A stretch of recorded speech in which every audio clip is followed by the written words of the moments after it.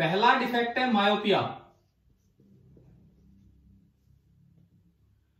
Myopia में problem far point में होती है कि नियर पॉइंट में?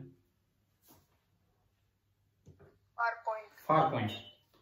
फार पॉइंट पास आ जाता है कि दूर चला जाता है? पास आ गया। पहले तो मैं नॉर्मल दिखाऊं। नॉर्मल फार पॉइंट तो होता है इंफिनिटी पे, और जो नॉर्मल नियर पॉइंट होता है वो आपका होता है 25 सेंटीमीटर पे। 25 सेंटीमीटर पे। अब सपोज मायोपिक आई है, सपोज ये एक मायोपिक आई है, तो फार पॉइंट इंफिनिटी पे ना होके कहीं यहां आ गया, किसी भी मान लो एक्स नोट लेंथ पे फार पॉइंट आ गया। अगर केवल मायोपिया है, हाइपरमेट्रोपिया नहीं है, तो क्या नियर पॉइंट में कोई प्रॉब्लम होगी? बताओ। नहीं होगी, नियर पॉइंट में कोई प्रॉब्लम नहीं होगी। ठीक है, तो इसको करेक्ट करने के लिए आप कौन सा लेंस लगा देते हो? Concave lens. आपने लगा दिया कॉनकेव लेंस। अब सवाल मेरा यह है, जब आपने कॉनकेव लेंस लगा रखा है मायोपिया को ठीक करने के लिए, क्या उस वक्त भी आपका नियर पॉइंट 25 सेंटीमीटर पे ही है, या थोड़ा पास आ गया, या थोड़ा दूर चला गया? पहला सवाल ये कि this is an aided myopic eye. ये पहला सवाल है कि ये एक एडेड मायोपिक आई है। एडेड मायोपिक आई मतलब इसको लेंस दे रखा हमने। विल द नियर पॉइंट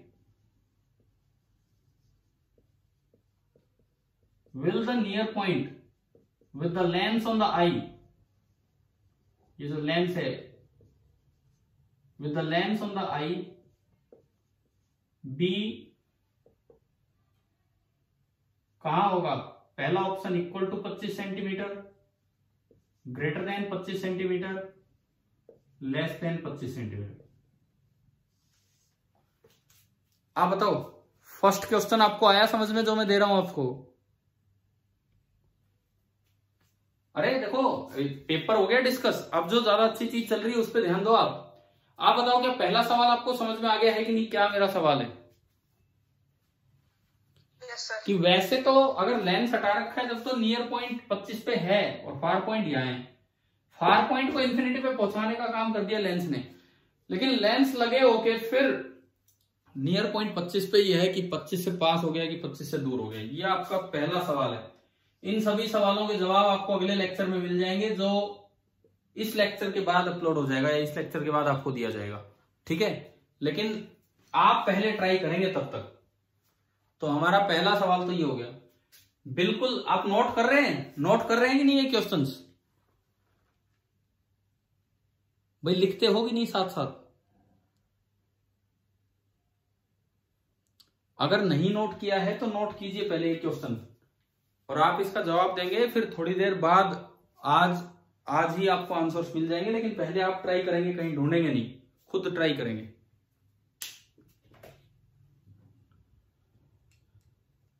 बोलो, नोट हो गया है क्या पहला सवाल?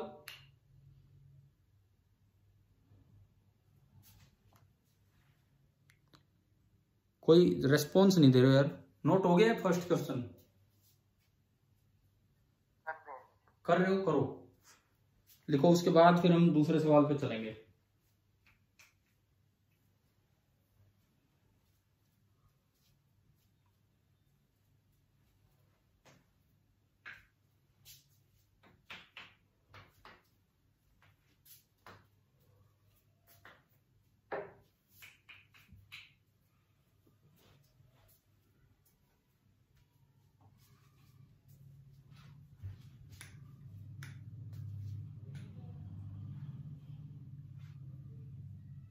अगर हो चुका हो तो हम बढ़े क्या दूसरे सवाल की तरफ?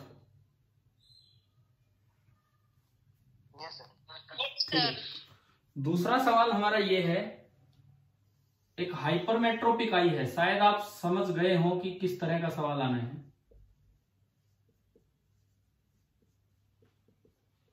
एक हाइपरमेट्रोपिक आई है,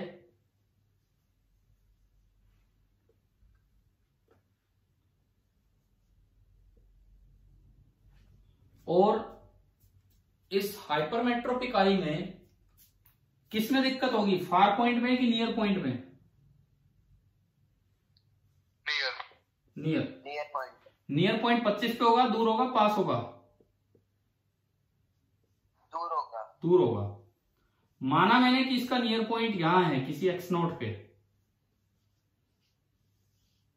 हमने माना कि भाई इसका नियर पॉइंट यहां है किसी दूरी एक्स नोट पे। तो इसमें देखो यहां आपने ये एक लेंस लगाया, ये एक लेंस लगाया, सॉरी आई लेंस, ये तो अलग से थोड़ी लगाया, आई लेंस है यहां पे। अब देखो इसको ठीक करने के लिए कौन सा लेंस हम यूज करते हैं हाइपरमेट्रोपिया को ठीक करने के लिए? कॉन्वेक्स। तो मैंने इसको ठीक करने के लिए एक करेक्टिव लेंस यहां लगा दिया और ये बन गई एडेड हाइपरमेट्रोपिक आई। ये आपकी बनी एडेड हाइपरमेट्रोपिक आई। इसमें अगला सवाल, will the far point with the lens on the eye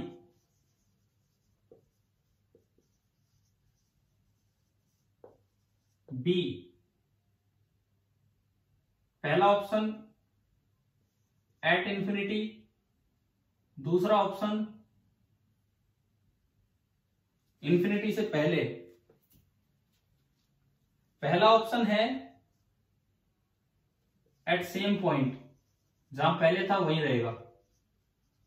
दूसरा ऑप्शन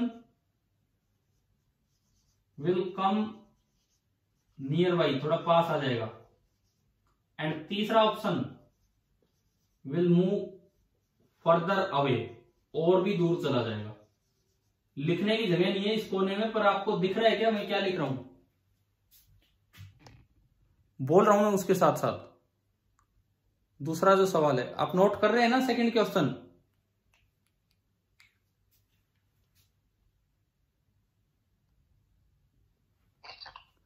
ठीक है, दूसरा क्वेश्चन शायद आपने ढंग से नोट कर लिया होगा।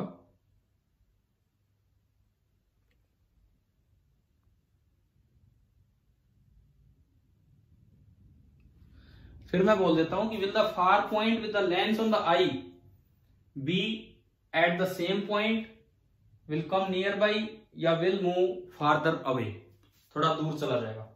यह है आपका दूसरा सवाल।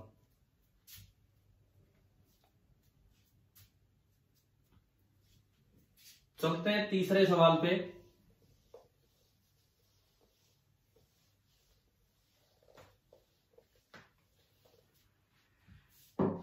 ये आपको बिना किसी एक्स्ट्रा हेल्प लिए, ऐसा नहीं कि बुक्स में ढूंढने लग जाओ या नेट पे ढूंढने लग जाओ ना, खुद अपने आप ये ट्राई करने हैं। और वेट करेंगे आप, लेक्चर आपके ग्रुप पे डाल दिया जाएगा, आप वेट करेंगे और तब तक आप इनके आंसर्स निकाल के रखेंगे। क्वेश्चन नंबर थर्ड, तीसरा सवाल। तीसरा सवाल यह है कि एक यंग आई, मतलब नियरली 5 ईयर्स, 5 साल का बच्चा है, उसके बारे में बताओ। उसकी आई बॉल का साइज, भाई एक नॉर्मल आई बॉल का साइज कितना होता है? नॉर्मल आई बॉल का साइज 2.5 सेंटीमीटर। तो उसकी आई बॉल का साइज लेस देन 2.5 सेंटीमीटर होगा, इक्वल टू 2.5 सेंटीमीटर होगा, या ग्रेटर देन 2.5 सेंटीमीटर? अच्छा, ये तो मतलब पता नहीं कौन सी सोच के साथ आंसर दिया, इतनी जल्दी, इतना क्विक, थोड़ा समझना। अब मैं देखो, मैं कह रहा हूं कि इतनी जल्दी मत दो आप आंसर। मे भी आप राइट हो, मे भी आप राइट हो, लेकिन ऐसे कैसे तुक्के थोड़ी लगाने हमें, ठीक है? थोड़ा सोच समझ के। मैं आपके लिए कुछ सवाल लिख रहा हूं, क्योंकि अगले लेक्चर में आपको इनके जवाब मिल जाने हैं, तो आप उससे पहले ये ट्राई करके रखें ये चीजें। अच्छा, उसके बाद आता है कि जो इसका नियर पॉइंट होता है वो लेस देन 25 सेंटीमीटर पे होगा, इक्वल टू 25 सेंटीमीटर पे होगा, या ग्रेटर देन 25 सेंटीमीटर पे होगा।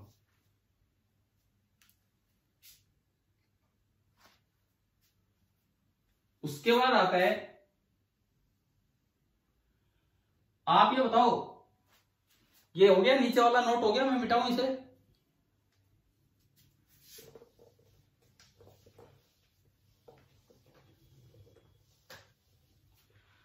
आपको कुछ समझ आ रहा है कि कुछ ह्यूमन आई जो आपने इतना पढ़ा उस पर कुछ ठीक ठाक मैं सवाल पूछ रहा हूं आपसे?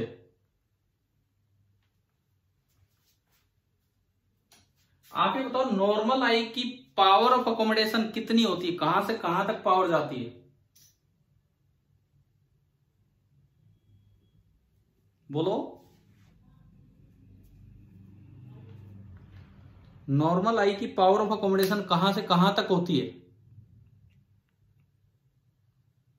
बताएंगे? 40 डायोप्टर टू 44 डायोप्टर, कभी सुना है ना हमने या नहीं? क्या? Yes sir. और पावर बोली जाती है 4 डायोप्टर। तो देखो, नॉर्मल आई की तो होती है 40 डायोप्टर से 44 डायोप्टर, ये होती है, ठीक है। तो आपको इस यंग आई की जो पावर ऑफ अकोमोडेशन होगी वो कहां से कहां होगी? पहला ऑप्शन 40 डायोप्टर टू 44 डायोप्टर, दूसरा ऑप्शन दोनों ही रेंज इससे ज्यादा जाएंगी 50 टू 60, और तीसरा ऑप्शन दोनों ही रेंज इससे कम आएंगी 25 टू 35। एक यंग आई के बारे में मैंने आपसे 3 सवाल पूछ लिए यहां पे, 3 क्वेश्चन।